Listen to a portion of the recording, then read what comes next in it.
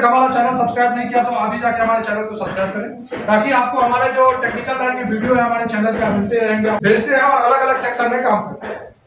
तो ये जो कंट्रोलर में सेक्शन होते हैं, ये सेक्शन कैसे कार्य करते हैं इसके ऊपर मैं आपको इस रेजिस्टेंस और इस डायोड का कार्य लिया जाता है। चलिए इससे आगे आते हैं। तो अब हमारा जब एक पिन पे आता है,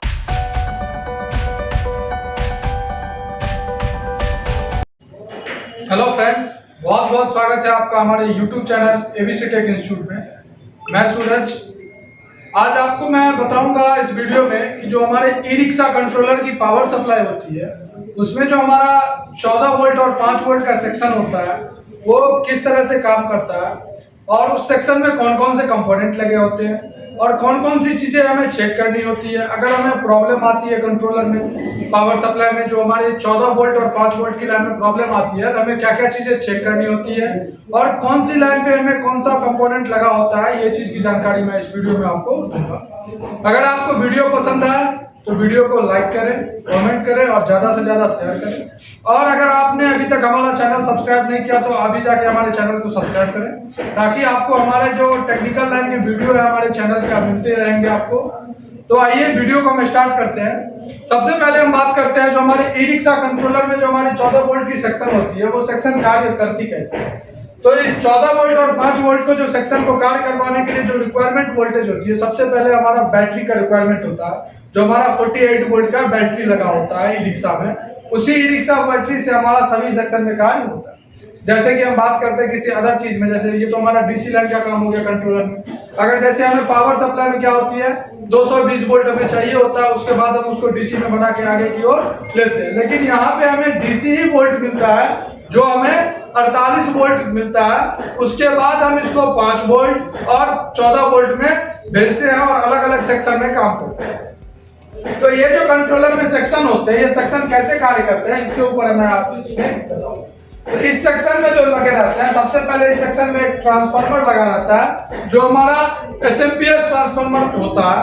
अब इस एसएमपीएस ट्रांसफार्मर में दो साइड होती है, एक प्राइमरी साइड होती है, एक सेकेंडरी कॉइल होती है।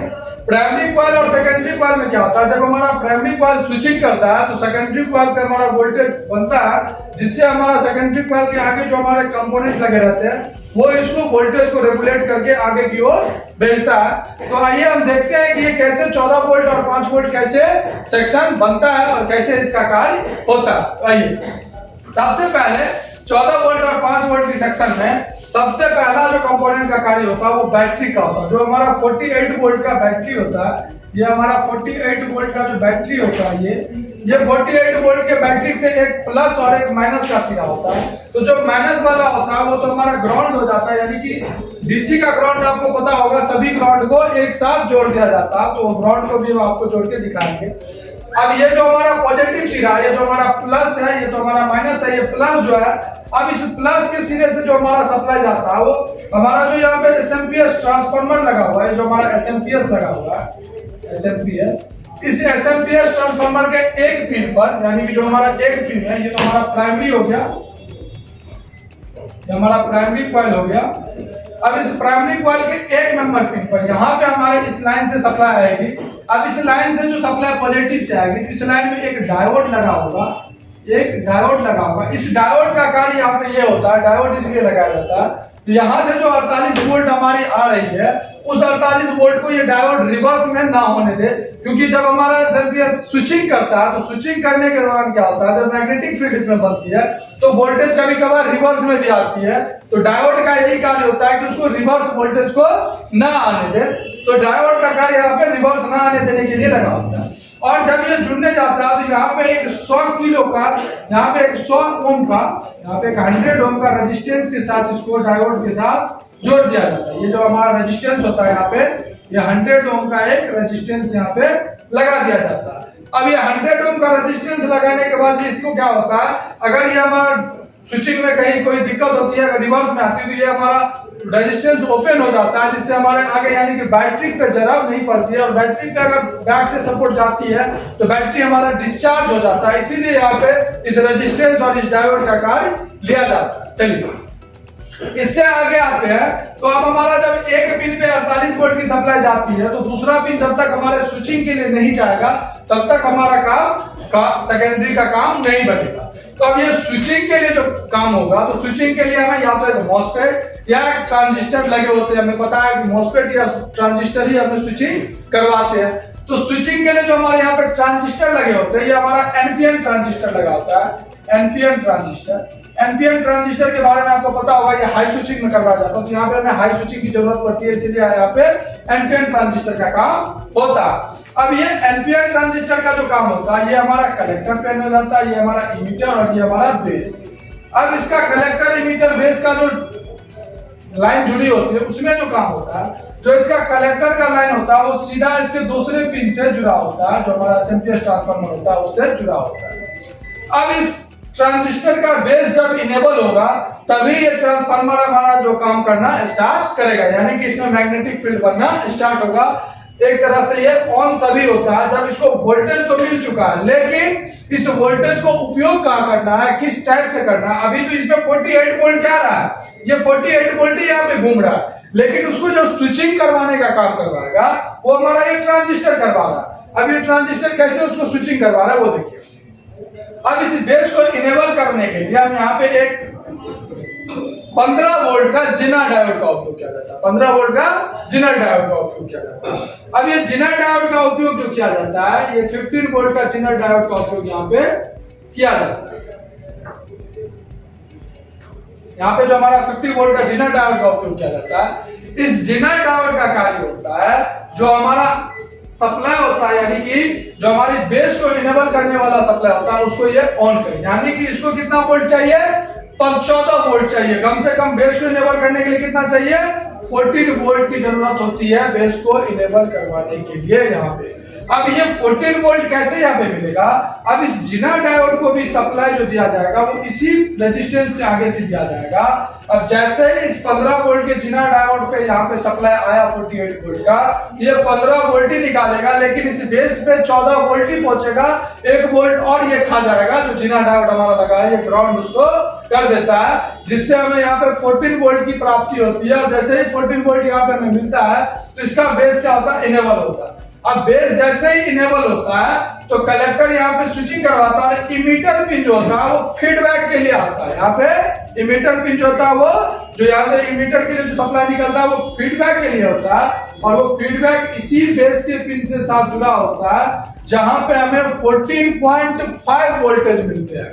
यहाँ पे हमें 14.5 वोल्टेज मिलेंगे आपको। जब आप देखिएगा ऑन बोर्ड इसको चेक करिएगा, जहां पे आपको 14.5 वोल्टेज मिलेगा, जो हमारा फीडबैक का वोल्टेज होता है।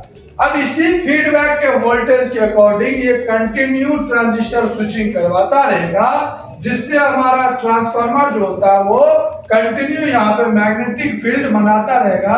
अब जैसे इसमें मैग्नेटिक फील्ड बना तो सेकेंडरी साइड जो हमारा होता है वो काम करना स्टार्ट कर दिया, यानी कि हमारा 14 वोल्ट का जो सर्किट था ये यहाँ पे ओके हो गया। ये हमारा 14 वोल्ट का जो सर्किट था, 14 वोल्ट, ये यहाँ पे हमारा ओके काम करना लगा। अब जैसे ही 14 वोल्ट का काम हुआ तो ये 5 वोल्ट के लिए जाएगा। तो 5 वोल्ट के लिए जैसे ही जाएगा तो ये सेकेंडरी साइड जाएगा, और सेकेंडरी साइड जाएंगे हम सेकेंडरी कॉइल। सेकेंडरी कॉइल की अगर हम बात करते हैं तो सेकेंडरी कॉइल जो हमारा होता है, इसमें का एक पिन जो क्या किया जाता है, इसको हम ग्राउंड पिन के साथ जोड़ते हैं। इसको हम क्या करते हैं, ग्राउंड के साथ। अगर आप इसको ऑफ बोर्ड चेक करिएगा तो दोनों पिन पे भी आएगी, इधर भी दोनों पिन पे भी आएगी, क्योंकि ये कॉइल है, इसके अंदर कोई रुकावट रहती है, आपस में जुड़ी होती है, बेंडिंग रहती है, इसीलिए इसमें भी आएगा। लेकिन इसका जो नेक्स्ट होगा, जो पहला पिन होगा, उस पिन से एक सप्लाई आएगा और यहाँ पे एक डायोड लगा होगा, जिस डायोड के आगे से 14 वोल्ट ही निकलेगा, क्योंकि यहाँ पे 14 वोल्ट स्विचिंग करवा रहा, तो यहाँ इस डायोड में हमें 14 वोल्ट मिलेगा।